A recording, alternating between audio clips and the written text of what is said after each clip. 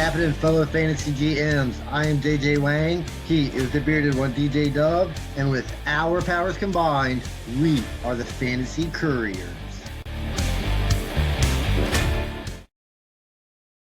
Okay, the draft is over. No more guessing where guys are going to go. No more going, ooh, this guy's going to be great. This guy is not. We know homes. We know locations. We have some broken hearts. We have some excited players. Well, how do you feel coming out of the draft? They're saying this was a down class, but I think any class that we say is down, there's going to be somebody. But then they say next year is basically the class of all classes. But if I recall, 2 years ago, this was supposed to be the class of all classes. And I think you've pulled this up. How are you feeling coming out of the NFL draft as we move into Dynasty draft season? I'm not excited. There's a couple people, if I can draft, I'll go get. Might have to reach for them a little bit just because I want them on my team. But overall, I'm just meh, I guess, overall for this draft. Yeah, there's a lot of just gut punches, and gut punches almost on the other end, which we'll talk about in the next couple of weeks. This week, we're just going to talk about guys, where they landed, how we feel about a couple of those guys, and we'll probably revisit them for a couple of weeks. But I'll talk about next week. We'll hit up what are the domino effects, because there's a lot of people that were affected. One guy for me directly affected, and a handful of others. But I came out just going blah from a fantasy point of view. I'm excited from a fandom. I'm like, cool. My Dolphins are going to be bad, but if you come out of it not thinking about the fantasy players on the team, that means your team is probably building somewhere where you're not. So we got alignment, some linebackers, a corner. So that's foundationally for a real team. It's different than what we are looking at here in fantasy rankings per se. So we're just gonna jump into it. As we're getting into it, guys, if you are looking for your fantasy kick, check out Fast Draft. It's one of our partners. You can jump in there, use the code Couriers. They'll match you up to $50. You can do some off-season drafts now that everybody's locked in. You won't get one of those things where you're stuck drafting the Ole Miss quarterback who went back for his 30th year. You have all the guys that are actually in the NFL, and now you know where they're playing, you know where they're going to go, and you'll be able to draft those teams. But get that fix in and try it with the new upstarting division as we're going. And also before we get going, I got some exciting news. This summer, last year I got to do the Scott Fish Bowl. And this summer I am officially in Scott Fish Bowl 16. And I will get to be doing a live draft on July the 12th in Washington, D.C. So look at you. I got the invite, and then you get to pick your division and draft slot. And all the divisions there are based upon video games. So I chose the video game that I played. It was like Fallout or Call of Duty or Mario. So obviously I am now in the Princess Peach division. What? And then you get to pick your draft slot. I chose the 8th slot, which is, it's like right at the cusp of guys in the top 8 that I'm like, cool, I would be good having any of these top 8 if I don't have Bijan or Gibbs, obviously. But then the second round is going to loop back around, and Scott Fish Bowl does the 3rd round reversal. So I'll have the 5th pick in the second round and the 5th pick in the 3rd round, and then it loops all the way down. So strategy galore there, looking into it. But I'll be drafting live, and I was talking with Corey from Fantasy Turf Wars. I'm gonna try to create some cool swag, or create a one-day shirt that has like Fantasy Turf War, Fantasy Couriers, all sorts of swag as I'm representing there in DC on July the 12th. So fun news coming up. Congratulations for you, man. Good for you. Yeah, I'm excited. It's something fun to do, something different. And I did learn the secret to getting easier into the Scott Fish Bowl is to do something live. Plus, I'll get a Scott Fish Bowl t-shirt. I'll wear it on the podcast. There you go. So going in, I would say realistically, we're looking at these list of guys here. On my Scott Fish Bowl team, there's not a lot of these guys I'm really going to win. I see a lot of futures as we are looking. I think easiest way, JJ Wang, is we'll sort of look round by round, get as far as we can, watch the time, and maybe next week we'll finish up the rounds. Look at on my list that I've created so far. I didn't even look at the undrafted free agents yet. I haven't looked into those either. I'm still trying to get a hold of everybody that was drafted. I can't watch it, so I'm trying to get updates as I go. But I think I've got it figured out. So yeah, so I was telling JJ Wang prior to this show, close breakdown, my math could be off. Really, about 10 quarterbacks got drafted. Look at about 12 running backs, and this is the amazing one for me, and that was 21 tight ends. And that just shocks me. Some of them are reaches. We'll hit some of them as we go in, and then I have them sorted on the spreadsheet I'm using. So number 46 through 81. I'm not gonna do the math there. That's what, like 35 or so, 35 receivers. So not a lot more receivers in the grand scheme than tight ends, even though a team uses one, maybe two tight ends, whereas they use 2 to 4 receivers. It's kind of crazy to think. Like people must have super flex NFL teams. But I feel like Tiny everybody's got so many. I mean, there's just so many receivers out. I mean, there's just so many receivers out there. I mean, then you're coming into the draft adding 45 more or however much it was. I mean, it's crazy how many receivers get put in the NFL. But and some teams go 3-4 deep on receivers, although some teams are starting to come back to the 11 personnel, meaning they're going to run 2 tight ends, which made like my heartbreak of the draft was Roush going to the Bears. I mean, my big boy is now behind Loveland. Loveland. Thank you. I had Cortland Sutton. I was like, no, Colson Loveland. That just broke my heart going through there, but yeah, it's an interesting philosophy, and we were starting to think for a while that the NFL might be playing fantasy football as we look at round one. Round one was chalk at the beginning. You know, Mendoza goes first. Mendoza to the Raiders. Do you think he plays this year? I mean, I think at some point at the end of the season, they're not going to make the playoffs. Kind of like what Patrick Mahomes did. You know, when they had Alex Played Smith. week 18. Yes, I mean they played him at the very end. I mean, yeah, I mean it might only be the last game, but they might have been were they in the playoffs? Yeah. Alex So, Smith had a killer year that year. So I mean, I don't expect the Raiders to make the playoffs. I expect them to be out of it pretty early. So I mean, if you can get him in there at the end of the season, I mean, I don't see why not.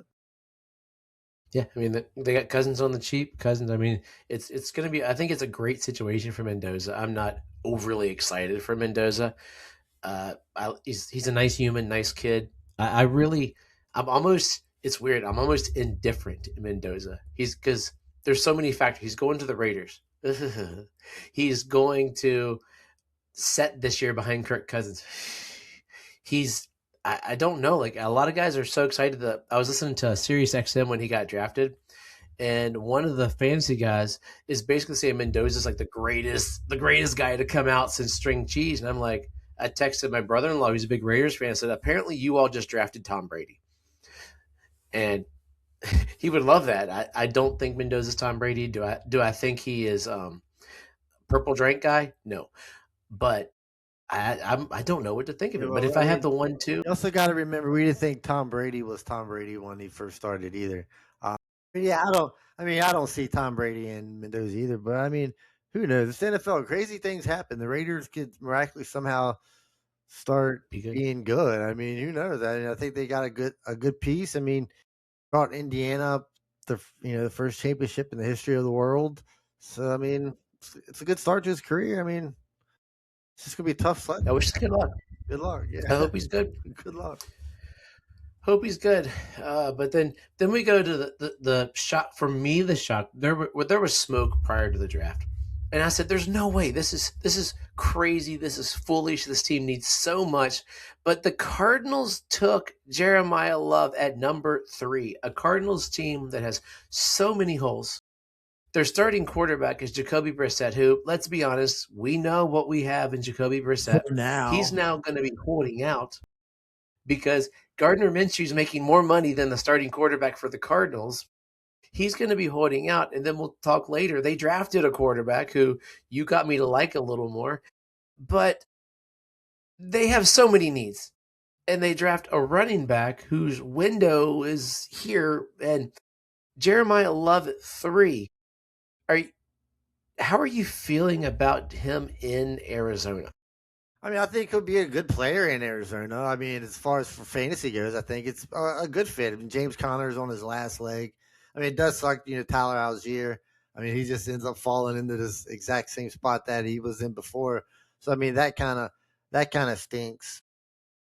And maybe they take the Bijan role. I mean, like Bijan's first year, he wasn't getting as much run. But I think this is more about selling tickets than winning games. I don't think Jeremiah Love really helps you win games per se, but I think he can sell you some tickets. I mean, get people excited. Hey, let's go watch Jeremiah Love. Offense sells tickets. So if they got a player, that can make big plays, you get people in the stands. I think that's what this is more for. And then they just kind of start building around it after this.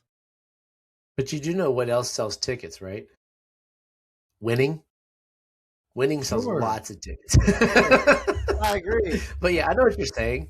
Well, I don't, I Is it- don't, I don't really think I don't think anybody they were going to take number three was going to help them win per se. I don't help them win a lot of games. Maybe Them grow closer. You get a I, lineman. I guess. I mean, it's possible. Like I said, I don't know, but I know Jeremiah Love can sell more tickets this year for this season. That's going to be bad than say like was it Arvell Reese or somebody. Or So whoever it was, yeah, yeah. whoever it was. Yeah, I just think, to me, It's it's surprising. interesting I, because I think it's crazy. I mean, I don't. Yeah, I think it's crazy. that, like, I might ruin a show we'll do later, but they paid Tyler Algier $6 million a year to be their running back, Backup running back. and then they draft, like, that's crazy. So now he's a $6 million backup running back. It almost to me says they're going to do the smart football thing. And Let Love get 60 Jeremiah Love is the highest paid running and back in the NFL. let him get 40. I don't know. He's getting paid more. He's getting paid. Jeremiah Love's getting paid more guaranteed money than any running back has ever gotten, which is pretty crazy. The Cardinals have a lot of money invested in running back. Two guys. Then we go to the team that I thought the Titans. I liked the Titans love match. I loved that combo. They're not as far away I feel as the Cardinals are because they have that quarterback. That to me that's the difference. And they're building something there. And I thought he would have been a good fit there for them to grow with. But then they took the next best player. They took Tate at 4 from Ohio State. I love this pick. I love what the Titans. I put out a reel for us earlier saying the Titans are going to try to draft a fantasy team. They're going to build around Cam Ward, and if you can't have Jeremiah Love, throw in Tate. How close, like Tate to Tennessee? I love that better than the other option, which would be like the Browns or something along the route there. Does that make you feel better about Tate? And how close is we'll just keep it super flex to be simple. Generally, it's Love, Mendoza, Tate. That's the rankings right now on Fantasy Pros with Love consensus 1. This is like average of 2.8, Tate 2.9. So it's those three. How close to wiggle room is it? Closer than that, do you think? Because wide receivers have a longer shelf life, and he's going to grow with Ward. I mean, is it closer to Jeremiah Love? Is that what you're asking? I mean, I still think. Did he move closer to Love than you? I mean, he's not one, obviously. Yeah, I think he moved closer. I think this puts him in the position where he could be like the number 2 pick instead of Mendoza. I don't think that was really nobody was really talking that before. It was just Love, Mendoza, because we kind of knew where Mendoza was going, so that kind of edges it out a little bit. But I mean, I think this, like I said, this could put Tate at number 2. You're still going to take Jeremiah Love 1. But yeah, I mean this. I think this was one of the better landing spots for him to go to than any other teams that were really kind of talked about.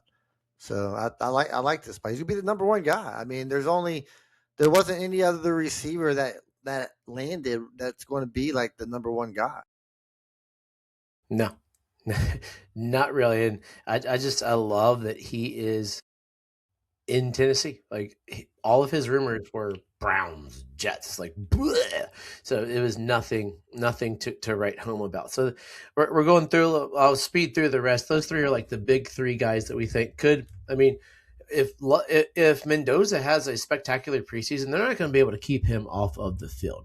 Like that's not even going to be an option, and that's how he gets to play. Like he's got to get his stuff in line and be ready to show up and just not give them another choice as to what they can do.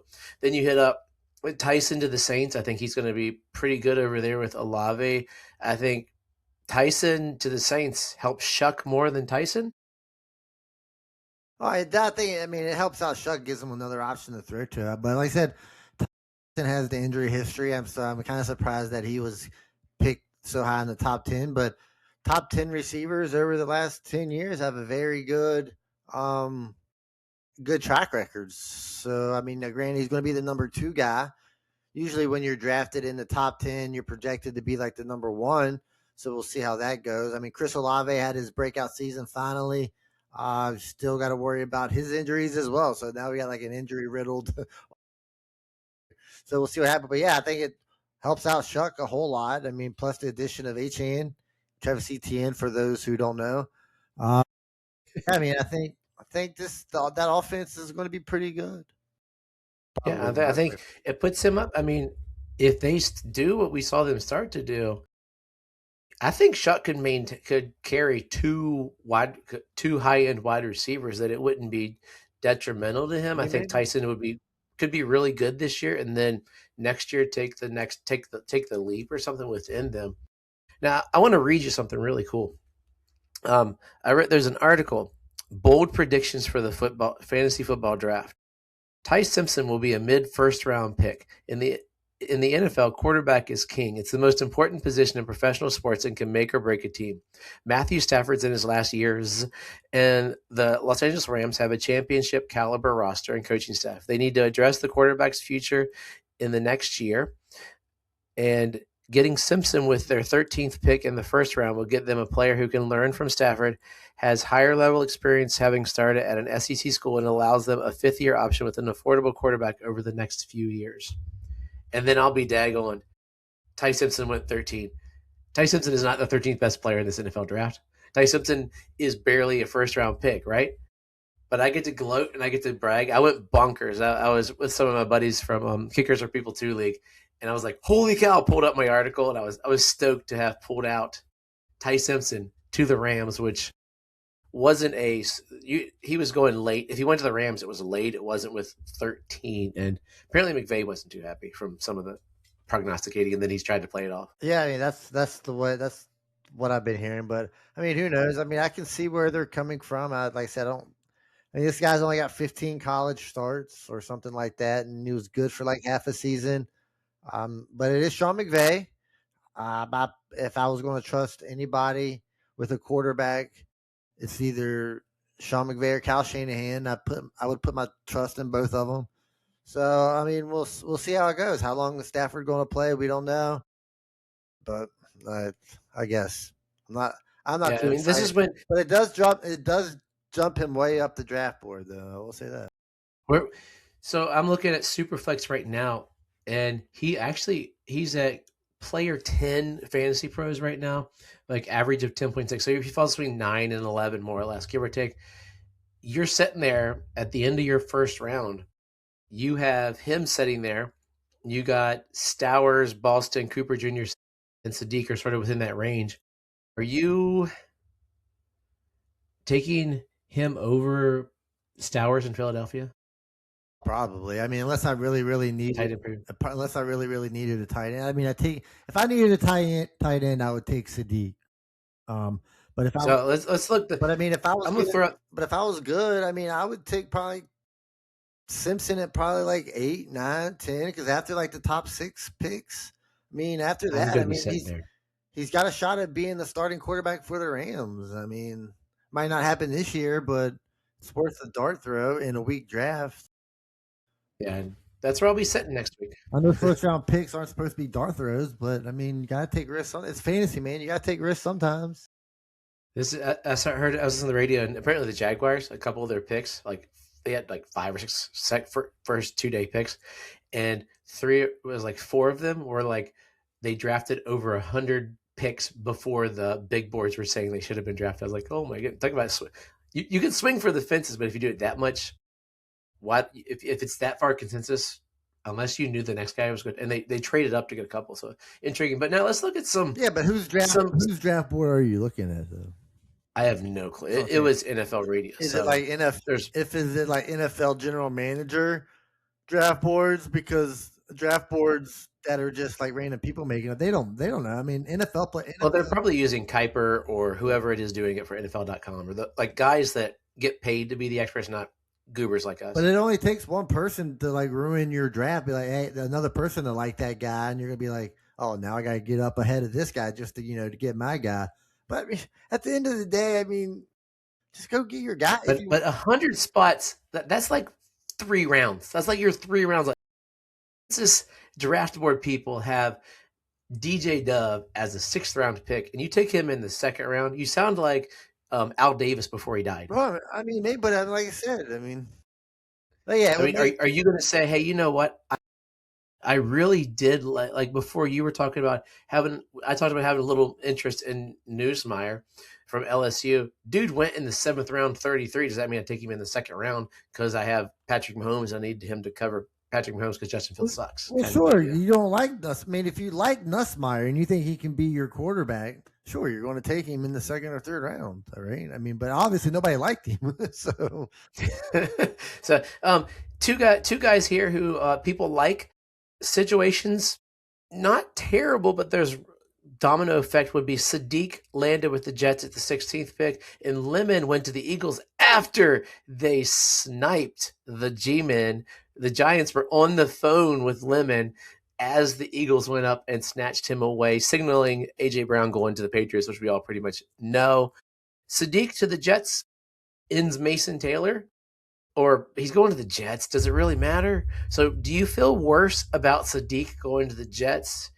Because Geno's his quarterback, and you saw what he did to Brock Bowers last year. Where are you with Sadiq to the Jets? Don't you always feel worse when your player goes to the Jets? I mean, yes. So is Stowers? Are you wait? You're like, hey, I got Sadiq or Stowers. Would you rather go? I'm getting Stowers went to the Eagles in the 2nd round. Would you rather have him or Sadiq right now? I'd probably rather still have Sadiq. Stowers is kind of like a clone, not really say a clone of Goddard, but Goddard's never really been like an elite option. I mean, he's had moments. So I think that would just like a replacement tight end, like semi, usable. But I think Sadiq kind of has more of the upside. I know it is the Jets and it's Geno. And I think they drafted a receiver too. Not sure who it was, but they drafted something. They drafted Cooper Jr. from Indiana. Yeah, Omar Cooper. So he was coming up next. He's in this next bunch of. So I mean, so their receiving options are better than they were last year. Geno is good enough to throw the ball, better than Justin Fields. So I mean, but yeah, I would take Sadiq. I'm still confident he's the number 1 tight end. Yeah, I am. I think they're a lot closer, and sure. I if it's not Breece Hall or Garrett Wilson, I don't know if I want to pick up any Jets. And those guys I love, but they still scare me. So he's going to go so high because a lot of my leagues have went tight end premium that I'm a little worried. Like Sadiq currently is tight end 1, but he's number 8 on the draft board. So you're looking Sadiq or Omar Cooper Jr. to the Jets. They're back to back in drafts. I mean, if I need a tight end, I'm going to go after. If I'm at 8 and I need a tight end because I'm in a tight end premium and I don't have one, say Dallas Goedert is my starting tight end, or Zach. I have Zach Ertz was my starting tight end last year, and I need a tight end. Yeah, I'm at pick 8 and Sadiq's there. I'm like, you know what? I need a tight end. It's drafted 1st round.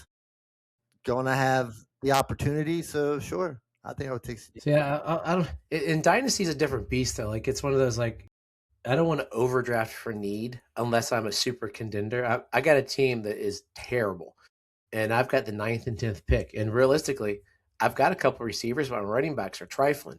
So at the 9th and 10th pick, I should like reach like crazy for running backs, but that would just kill me dynasty wise. So Dynasty's got that weird level of figuring out, do I take a guy?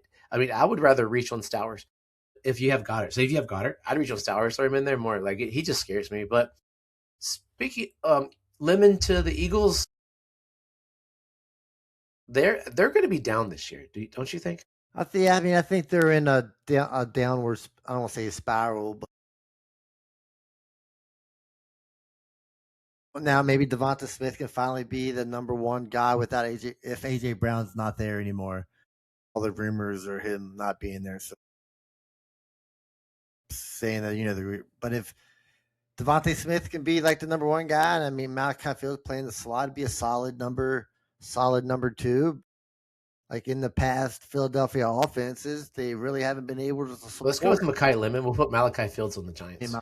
I kind of like Malachi Fields. I don't know. I was thinking about him a while ago when you I do mentioned. love that pick, though. I like I the was thinking Giants. about him when you mentioned the Giants a while ago, so he's been in my head. So yeah. Anyway, Malachi Lemon. So I mean, plays the slot. It's kind of different than what Devonta Smith was playing when he had AJ Brown. So I mean, but they just don't throw a lot. So I mean that could hurt. So we'll see what happens. And I want Makai Lemon. Devonta Smith to have like wide receiver one numbers. So. I think so. Like Makai Lemon, I'm like, he doesn't seem to fit what they needed to fill in the hole. But currently, he's the 4th overall pick, so they got him going after Tate. So it's almost like there's a huge break for me. It's like love Mendoza Tate because you know where they are and where their positions are, and then it's like the wide receiver twos, the guys. And now let's hit the real mess. The Browns. I said the Browns, the Jets or Browns teams are like messy. So in round 1, they took KC Concepcion out of A&M with the 24th pick. In round 2, they turn around and they take Boston out of Washington. David Boston's kid. Did you hear about that? Did you read that whole fiasco? Is it David Boston's kid? No, it's not. I didn't think it was. Mike Greenberg was talking about like, yeah, his dad David Boston was about because remember David Boston was ginormous by the time. His dad did actually play professional baseball, so it was a different Boston. But Mike Greenberg was so intent on this, and then he had to go issue an apology. But they took Boston in the sec with the 2.7. They took Concepcion with the 1.24. Now, so they're there. They're getting the ball from. My assumption, it's going to be Shador. I don't see how they can go with Massage Man, but who do you feel better about in that? I mean, none of them. Right now, Concepcion is going as the 7th overall player. Boston's going at the 12th overall player. Wide receiver 4, wide receiver 6. Do you feel better about Concepcion or Boston? I think Concepcion. I think he can do a little more as far as like being an overall wide receiver. But I mean, I guess it's pretty tight. But I mean, it's the Browns. I mean, how do you feel good about any of them? But I would go with Concepcion first there. I must be just all about the like second guy on all these lists this week. Like I like Boston better for what they're going to need. He's a bigger guy. Just getting that we need. I think a young quarterback. He's going to have they're both going to fit different roles. So it'll be interesting to see how they fill out. It's kind of like what the Eagles have now before they trade everything, before they change up the team. So Boston's a bigger guy, and I tend to like the bigger guy there. And the cost is a little bit less. So can I trade back a couple picks to grab Boston over Concepcion? I think I would be all about it. And the pick that kicked me in the gut the most was Price. So 2 running backs go in the first round. They all play for the same team. So our good old boy Jadarian Price is now the number 6 overall Fantasy Pros rookie pick. Goes to the Seahawks. He's an immediate starter. Gets rid of any idea I had that Wilson was going to be anything. It means that Charbonnet is not going to be a starter unless Price ends up being Clyde Edwards-Helaire. But he couldn't get the starting role in Notre Dame. And now he's the first round pick as a compliment. Is that So do you Seahawks reaching so do you hold scarcity? so you hold that against him for playing behind a generational talent? I don't believe Love's a generational talent though, so that's part of it too. Like, if you're a first round talent, I don't see how you're not on the field or you're not like. He was if on he's the that field. good, I mean, he played a good bit. He just didn't play as much as Love. He still played. Yeah, I don't know. It seems where like none of these running backs really move the needle, but it's man. I think I'm mad because he messed up my Charbonnet trade, but I mean, he went to a good spot. He's going to get plenty of great opportunity. spot. I mean, he can catch the ball. So I mean, that helps. That helps there. But like you said, it's all about opportunity. And they gave him the first round.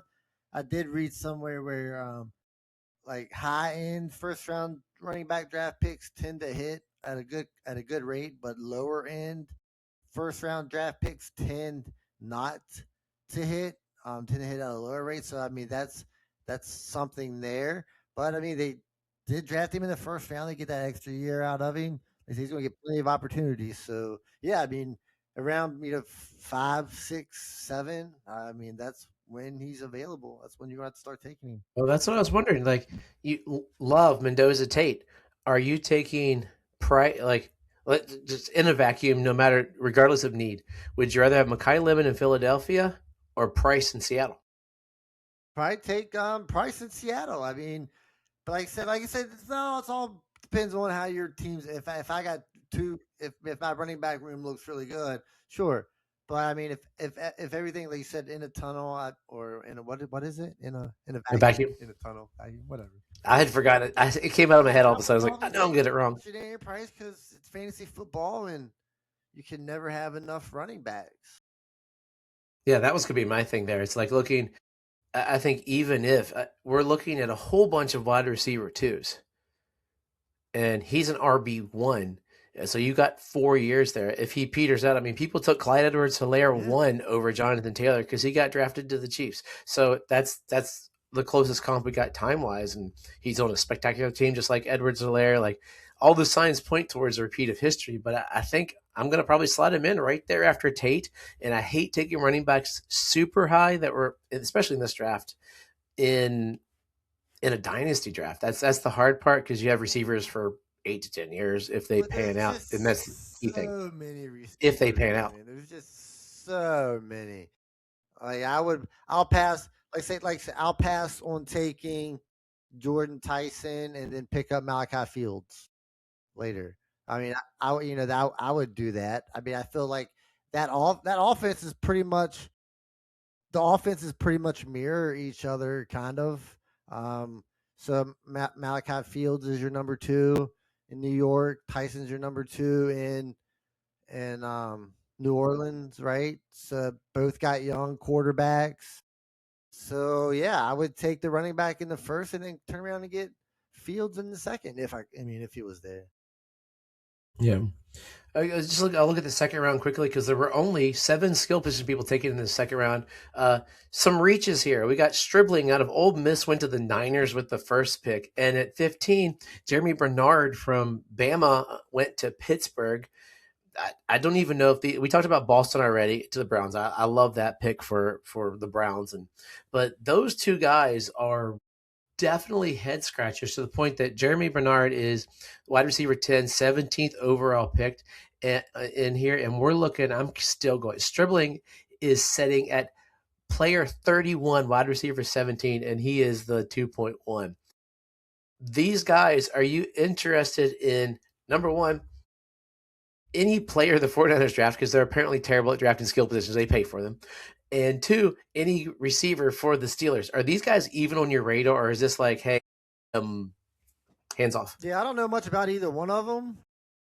I would probably lean towards the San Francisco wide receiver because they don't really have any at the moment.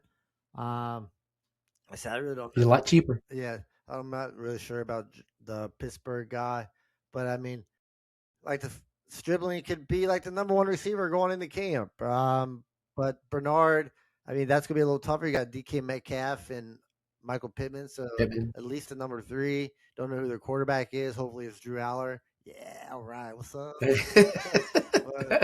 but yeah, I mean, I'd probably pass on both these guys. Probably. Yeah, they're both straight passes. Like the world just went bonkers. Stribling was like, what? Like that should have been Boston. If the 49ers drafted Boston, that would be awesome. Yeah, maybe they didn't like and then this, who knows? That's what I'm saying. You just never know. Second round was this. This is when tight end bonker crazy nuts things go on. So 22 is Stowers out of Vandy to the Eagles. 24 is Bo Kirkshire out of Texas A&M to the Jags. 27 is Klein out of Michigan to the Texans. And 29 is Claire out of Ohio State to the Rams. Stowers is probably better.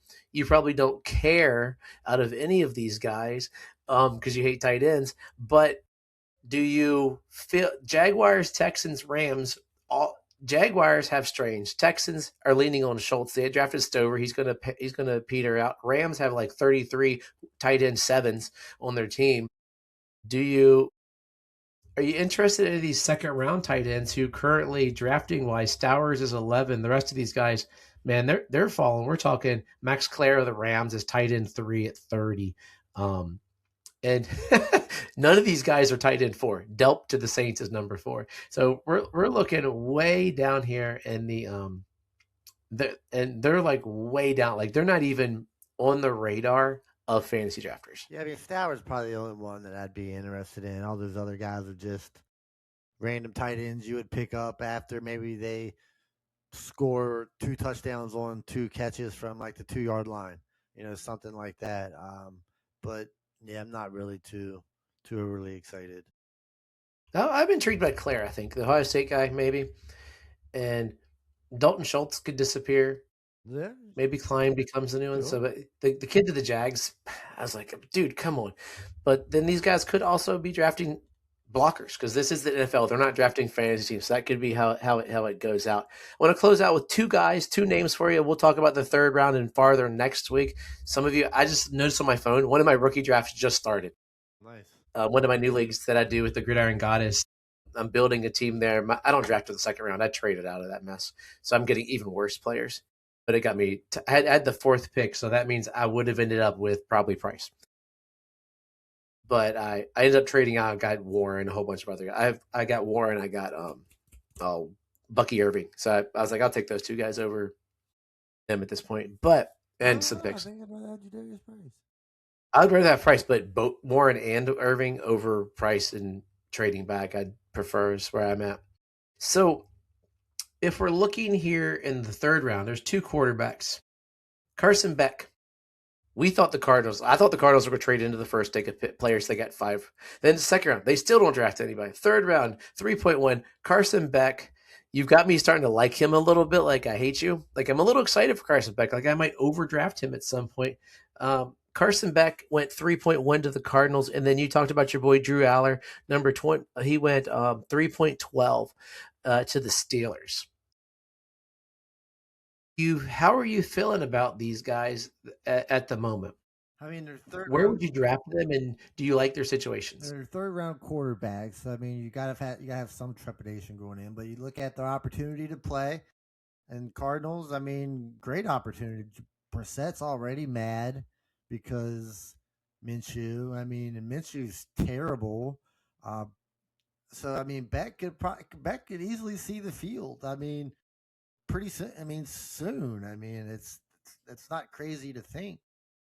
So there's opportunity there. So I mean, I would draft Beck in this, the 2nd round of the rookie draft somewhere. Aller, good news, he's number 28 right now, so you can wait till the 3rd. Yeah. I'd draft him late 2nd though, just to get the reach. 2nd, just so I'd be that guy that reaches.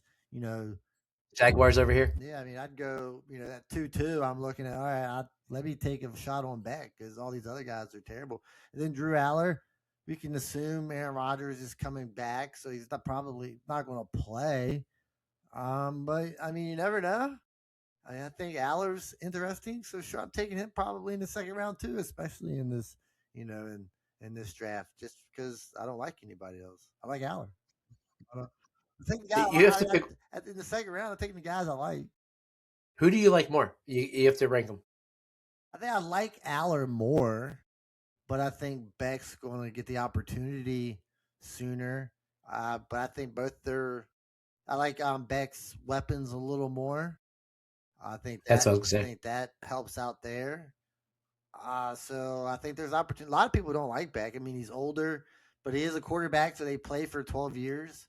Doesn't really, if he's 25, it's fine. If you get him for 6-7 years, I mean, that's fantastic. Dude, you know what's crazy? I thought he was 25. He's 24 now. I think he'll be he's 23 now. He'll be like 25. I think it was like June, but still, I thought he'd be for that many years in college. Yeah, he should be. I mean, he should be on. They say he wasn't projected to go to 1st round, so there's not a lot of pressure. And he performed well in college. He performed better than a lot of these other guys in college. I mean, Mendoza only did it for 1 year. That's my fear with him. Simpson only did it for 1 year. So, I mean, Beck has done it for a while. I mean, he's put some good numbers for a while. Yeah, that's what you got me groaning. Like I like Aller over in Pittsburgh, but what's that going to be fantasy wise? Because you got 2 older receivers that I don't think DK's long for that team. Yeah, I don't think so either. and then he's going to have Pittman, who we love, but has just underperformed as a whole. So yeah, it's intriguing. I think I'm with you. I don't want it'd be like later parts of the second round. I might swing for the fences, but only in Superflex, obviously. But and then if you wait another round, you could always go and draft the Klubnik out of Clemson, who is in New York Jets. I will not do that Probably not ever. touching that guy. I'll probably pass. I'm not touching that guy. And then just to wrap up our quarterbacks, to wrap up the show, Peyton from North Dakota State went to the Eagles. The Browns drafted Green out of Arkansas. None of these guys are moving the needle. This kid out of Rutgers, I'm not going to insult his name, is now with the Commanders. Kalia Kamanis. And then Morton out of Texas Tech, poor kid. He went to the Patriots. And finally, Newsmeyer, he went to the Chiefs. He was the last quarterback drafted when some people had him ranked as like the fourth quarterback. So we'll see how that all pans. I mean, he does have to beat out Justin Fields. So he is the number 2 quarterback in Kansas City as far as I can see, for all intents and purposes. But yeah, that's the first 2 rounds plus a couple quarterback touches there. We'll hit some more players going in next week. As you get into rookie drafts, feel free to reach out as we're going. I'll pop some of these up on reels. But yeah, JJ Wang, as we go into rookie draft season, give us some words of wisdom. And before you do that, I'll make sure, see if anybody's been drafted yet in my league yet. So this has nothing to do with the rookie draft. It's pretty much all about me. Plus, I've been reffing a lot of soccer lately. Pretty much, I don't want to say every day, but it's been like 5-6 days in a row.